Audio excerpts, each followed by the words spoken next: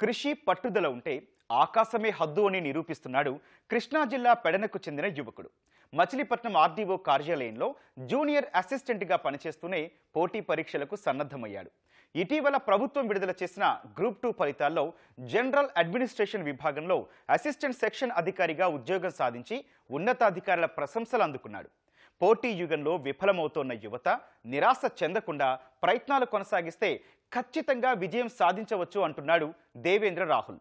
అది ఎలానో మీరే వినేయండి. ప్రభుత్వ ఉద్యోగం అనేది ప్రతి ఒక్కరి కళ. ఆ కళను సాకారం చేసుకునేందుకు ప్రతి ఒక్కరు కూడా కష్టపడుతూ ఉంటారు. అయితే అనుకున్న లక్ష్యాన్ని కొంతమంది చేరువ అవుతారు, మరి కొంతమంది చేరువ కాలేరు. కానీ ప్రస్తుతం ఉద్యోగం చేస్తూనే ఇంకా ఉద్యోగంలో ఉన్నత స్థితికి వెళ్ళాలని చాలామంది భావిస్తుంటారు. అటువంటి వారిలో కృష్ణా జిల్లా ప్రధాన కేంద్రం మచిలీపట్నం ఆర్డీఓ కార్యాలయంలో ప్రస్తుతం జూనియర్ అసిస్టెంట్గా పనిచేస్తున్న దేవేంద్ర రాహుల్ ఇటీవల విడుదలైన గ్రూప్ 2 ఫలితాల్లో జూనియర్ సెక్షన్ అధికారిగా ఎంపికయ్యారు. అసలు ఆయన గ్రూప్ 2కి ఎలా ప్రిపేర్ అయ్యారు, ఏంటి అన్న అంశాలను ఆయన మాటలోనే తెలుసుకుందాం. సార్, మీకు ముందుగా గ్రూప్ 2కి సెలెక్ట్ అయినందుకు ఈటీవీ పక్షాన కంగ్రాచులేషన్స్ అండి. ఎట్లా ఫీల్ అవుతున్నారు? అసిస్టెంట్ సెక్షన్ ఆఫీసర్గా జీఏడీలో నాకు మరింత ఉన్నతమైనటువంటి ఒక ప్రభుత్వ ఉద్యోగం లభించడం చాలా ఆనందంగా ఉంది. 2 సంవత్సరాలు పడిన కష్టం ప్రతిఫలం నాకు లభించిన తర్వాత చాలా ఆనందంగా ఉంది. మా అమ్మగారి కళ నెరవేర్చినట్టుగా చాలా ఆనందంగా ఉంది. ఇప్పుడు ఆల్రెడీ మీరు జూనియర్ సెక్షన్ అధికారిగా ఇక్కడ చేస్తున్నారు ఆర్డీఓ ఆఫీస్లో. ప్రస్తుతం చేస్తున్న ఉద్యోగాన్ని బ్యాలెన్స్ చేస్తూ ఎట్లా చదివేవాళ్ళు, ఎట్లా ప్రిపేర్ అయ్యేవాళ్ళు? నోటిఫికేషన్ వచ్చిన దగ్గర నుంచి కూడా చదువుతున్నాను. ఆల్రెడీ నేను స్టాండర్డ్ సిలబస్ నోటిఫికేషన్ ముందే పూర్తి చేసుకుంటున్నాను. ప్రీవియస్లీ నేను గ్రూప్ 4 సర్వీసెస్లో కూడా కృష్ణా జిల్లాలో ప్రథమ స్థానంలో జూనియర్ అసిస్టెంట్గా సెలెక్ట్ అయ్యాను సార్. ఆ సెలెక్ట్ అయినప్పుడు కూడా అప్పుడే సిలబస్ కొంతవరకు పూర్తి అయిపోయింది. సో నోటిఫికేషన్ వచ్చినప్పుడు నా తప్పులు అన్నీ రెక్టిఫై చేసుకోవడానికి నాకు డిప్యూటీ తహసీల్దార్ కిషోర్ గారు ఉన్నారండి, ప్రభు కిషోర్ గారు. ఆయన దగ్గర కొన్ని సలహాలు సూచనలు అడిగాను. మంచి ర్యాంక్ రావాలని అంటే ఏం చేయాలని ఆయన నాకు కొన్ని సలహాలు సూచనలు ఇచ్చారు. వాటన్నిటిని పాటిస్తూ టైమ్గా రోజుకి 5 to 6 అవర్స్, ఆఫీస్ అయిపోగానే నైట్ ఒక 3 అవర్స్, ఎర్లీ మార్నింగ్ ఒక 3 అవర్స్, అలా బ్యాలెన్స్ చేసుకుంటూ కొద్దిగా చదువుకుంటూ వెళ్తే ఎగ్జామ్ టైంకి సిలబస్ అంతా కంఫర్టబుల్గా మేనేజ్ చేసే పొజిషన్ వచ్చింది సార్. ఇంకా ఆ విధంగా మంచి రిజల్ట్ సాధించాను సార్. కన్సిస్టెన్సీ వల్ల వచ్చిందని నేను అభిప్రాయపడుతున్నాను. ఇప్పుడు ఫ్యామిలీ బ్యాక్గ్రౌండ్ వాళ్ళు ఎట్లా ప్రోత్సహించారు మిమ్మల్ని, ఏంటి? మా అమ్మగారు ప్రభుత్వ టీచర్ సార్.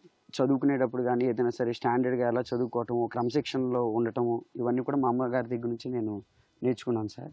యాక్షన్ ఓరియంటెడ్గా ఏదైనా సరే మాటలు చెప్పడం కాదు, ఏదైనా సరే మనం పని చేసినప్పుడే మనకి ఫలితాలు వస్తాయని మా అమ్మగారు ఎప్పుడు చెప్తుంటారు సార్. సో ఎప్పుడైనా సరే ఏదైనా ఆ అవుట్పుట్ ఓరియంటెడ్గా, అంటే సిలబస్ చదువుకున్నాము, బిట్స్ ప్రాక్టీస్ చేసాము, ఎన్ని మార్క్స్ వస్తున్నాయి, ఎందుకు తగ్గుతున్నాయి, ఇలా టైం టు టైం బేరీజ్ వేసుకుని ఒక మెథడికల్గా నన్ను ఇంప్రూవ్ చేసుకోవడానికి ప్రయత్నించాను సార్. ఆ విధంగా మా మదరు నన్ను ఒక గైడింగ్ ప్రిన్సిపల్గా నన్ను ఎంకరేజ్ చేశారు సార్. ఎట్లా మీకు మీరే ప్రిపేర్ అయ్యారా, లేకపోతే సెక్షన్ ఏమన్నా ఎక్కడన్నా కోచింగ్ సెంటర్కి వెళ్ళడం కానీ అట్లాంటివి ఏమన్నా? లేదు సార్, ఇది నాకు నేనే ప్రిపేర్ అయ్యాను సార్. గ్రూప్ 4 సర్వీసెస్ రాసినప్పుడు కూడా నాకు మ్యాక్సిమం సిలబస్ అయిపోయింది.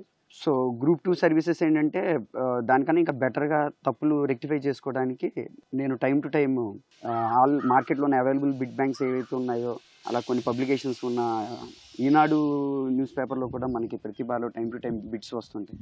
అవి టైం టు టైం ప్రాక్టీస్ చేసుకుంటా అలా కంటిన్యూస్గా ప్రిపరేషన్ చేశాను సార్. మోస్ట్లీ ఇలా అవైలబుల్ రిసోర్సెస్తోనే నేను ప్రిపరేషన్ సాగించాను సార్. ఆ ప్రిపరేషన్తోనే నాకు అసిస్టెంట్ సెక్షన్ ఆఫీసర్ ఇన్ సాధారణ పరిపాలన శాఖలో నాకు ఈ ర్యాంక్ వచ్చింది సార్. చాలామందికి ఈ ప్రభుత్వ ఉద్యోగం అంటే అదొక కళ. ఆ కళను సాకారం చేసుకునేందుకు చాలామంది కూడా ప్రయత్నం చేస్తుంటారు. కొంతమంది రీచ్ అవుతారు, కొంతమంది రీచ్ అవ్వలేదు. రీచ్ అవ్వలేదు ఏంటంటే మానసికంగా కొంత ఇబ్బందులు పడుతూ ఉంటారు. ఇంకా ప్రభుత్వ ఉద్యోగం కొట్టలేమేమో, మేము ఇంతేనేమో అన్న మానసికంగా కొంత ఆందోళన చెందుతూ ఉంటారు. అట్లాంటి వాళ్ళకి ఏం చెప్తారు? ప్రస్తుత ప్రపంచంలో ఉన్నటువంటి కాంపిటీషన్లో అటువంటి ఆందోళనలు సహజం సార్. ఒక రిజల్ట్ గురించి ఆలోచించకుండా ఎవ్రీడే పని చేస్తూ ముందుకెళ్తే ఫలితం అదే వస్తుందని నేను నమ్ముతున్నాను సార్. నేను అదే ఫాలో అయ్యాను. పూర్తిగా మన ప్రిపరేషన్లో మునిగిపోయాం అనుకోండి, అసలు ఆ యాంగ్జైటీ అనేది ఇంక మనకు తెలియదు. మనం ఒక రకమైనటువంటి ట్రాన్స్లోకి వెళ్ళిపోతాం. చదువుకోవటం, బిట్స్ చేసుకోవటం, తప్పులేంటో తెలుసుకోవటం, మళ్ళా చదువుకోవటం, ఎగ్జామ్స్ రాసుకోవటం, ఒక సైకిల్గా వెళ్ళిపోతూ ఉంటే ఆటోమేటిక్గా మనము అటువంటి యాంగ్జైటీస్ నుంచి విముక్తులు అవ్వచ్చు సార్. ప్రభుత్వ ఉద్యోగం అనేది ఇప్పుడు ఉన్నటువంటి కాంపిటీషన్లో చాలా కఠినతరంగా ఉన్నప్పటికీ కూడా కన్సిస్టెంట్ ఎఫర్ట్ పెడితే కొన్ని ఫెయిల్యూర్స్, అపజయాలు ఎదురైనా ఖచ్చితంగా విజయం అనేది చేకూరుతుందని బలంగా నమ్ముతున్నాను. సూపర్గా.